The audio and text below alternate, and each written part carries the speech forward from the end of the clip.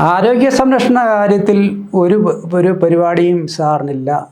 പക്ഷേ ഒരു കാര്യം പുള്ളി വളരെ നടക്കുന്നതൊക്കെ വളരെ വേഗത്തിലാണ്. ഒരു പ്രാവശ്യം ശബരിമലയിൽ പിന്നെ എല്ലാവരും കൂടെ ശബരിമല സീസൺ തുടങ്ങുന്നതിന് മുമ്പ് മുഖ്യമന്ത്രി ഒരു പ്രാവശ്യം അവിടെ പോവുകയും അവിടെ അവലോകനമൊക്കെ ഉണ്ട്. അത് എല്ലാം മിക്ക മുഖ്യമന്ത്രിമാരും അവിടെ പോകും. പക്ഷേ അവിടെ ദർശനത്തിനൊന്നും പോകാറില്ലെന്ന് തോന്നുന്നു. പക്ഷേ അവിടെ പോയി അവലോകനം എല്ലാ മുഖ്യമന്ത്രിമാരും ചെയ്യുന്നതാണ്. അപ്പോൾ അവിടുന്ന് ഞങ്ങളെല്ലാം വന്നൊരു ടീം, എല്ലാ മന്ത്രിമാരും എല്ലാവരും ഉണ്ട്. അപ്പം അവിടെ ഇറങ്ങി പമ്പയിലിറങ്ങി നടക്കണമല്ലോ. ഏതാണ്ട് 4-5 കിലോമീറ്ററോ മറ്റോ ഉണ്ട്. അത് നോർമൽ കേസിൽ ഏതാണ്ട് 2 മണിക്കൂർ നീലിമല കയറ്റമൊക്കെ കയറി അങ്ങെത്തുമ്പോഴത്തേനും 2-2.5 മണിക്കൂറൊക്കെ എടുക്കുമെന്നാണ് പറയുന്നത് നോർമലി. എന്തായാലും അന്ന് പോയാൽ നമ്മളെല്ലാം വലഞ്ഞു പോയി. ഏതാണ്ട് 1.25 മണിക്കൂർ കൊണ്ട് നമ്മളവിടെ ചെന്നു.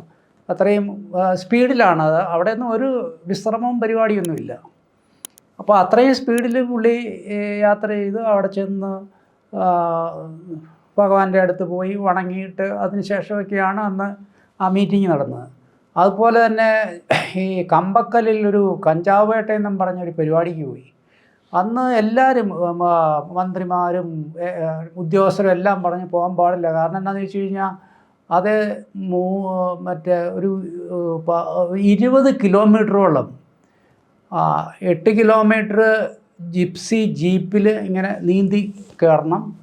പിന്നെ ഒരു 12 കിലോമീറ്റർ ദുർഘടമായ വഴി കൂടെ പോകണം.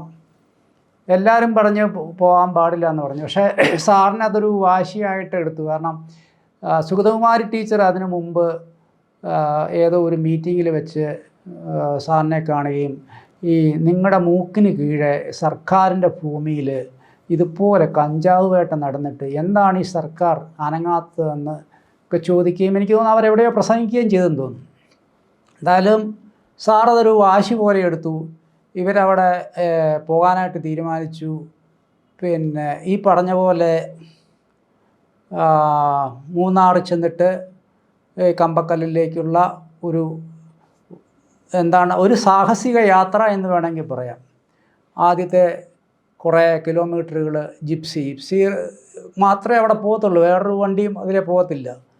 അതിങ്ങനെ മറ്റേ ഈ വലിയ ആറ്റിക്കൂടെയൊക്കെ ഇങ്ങനെ നീന്തി കയറുകയാണ്. അതും കഴിഞ്ഞിട്ട് പിന്നെ ഉള്ളതാണ് നമ്മൾ നടന്ന് കയറണം എന്ന് പറഞ്ഞാൽ കുത്തനെ കയറണം. അപ്പോൾ പലയിടത്തും പിന്നെ മുഖ്യമന്ത്രിയൊക്കെ ഇങ്ങനെ കൺമാന്മാർ എടുത്ത് കയറ്റുകയാണ്. മറ്റേ ഒരു കല്ലിന് മുകളിൽ നിന്ന് വേറൊരു കല്ലിലേക്ക്, അതുപോലെ തന്നെ ഒരു വള്ളിയിൽ നിന്ന് വേറൊരു വള്ളിയിലേക്ക്, അങ്ങനെ ദുർഘടമായ യാത്ര. അതായത് 12 എല്ലാം കൂടെ ഒരു 20 കിലോമീറ്റർ ഉണ്ടെന്നാണ് എനിക്ക് തോന്നുന്നത്. എന്തായാലും ഒരു വൈകുന്നേരത്തോടു കൂടി ഒരു 3 മണി 4 മണി സമയത്തോടു കൂടി ഇവർ അവിടെ ചെന്നു. അതിനു മുമ്പേ ഉദ്യോഗസ്ഥർ അവർ വേറെ ഏതോ വഴി കൂടെയൊക്കെ ഇങ്ങനെ ചെങ്കുത്തായ പാറയിൽ കൂടെയൊക്കെ കയറി അവരും അവിടെ എത്തിയിരുന്നു. അന്ന് അവിടെ ആ കഞ്ചാവ് തോട്ടം മുഴുവൻ വെട്ടി നശിപ്പിച്ച് തീ വിട്ടിട്ടാണ് അവർ മടങ്ങിപ്പോരുന്നത്. പിന്നീട് ആ പ്രദേശം റവന്യൂ ഭൂമിയായിട്ട് ഡിക്ലെയർ ചെയ്തു. ഗവൺമെൻറ് ഏറ്റെടുത്തു. വനം വകുപ്പിന് വേറെ ഭൂമി കൊടുക്കുകയും ചെയ്തു. അങ്ങനെയാണ് കമ്പക്കല്ലിലെ ആ കഞ്ചാവ് കൃഷി അവസാനിപ്പിക്കുന്നത് ഈ ഒരു യാത്രയിലൂടെയാണ്. അപ്പം അത്രയും വലിയ യാത്രയൊക്കെ നടത്താൻ അദ്ദേഹത്തിന് സ്റ്റാമിന ഉണ്ട്. അദ്ദേഹത്തിന് ചെയ്യാനുള്ള ഫിസിക്കൽ കപ്പാസിറ്റിയും ഉണ്ട്.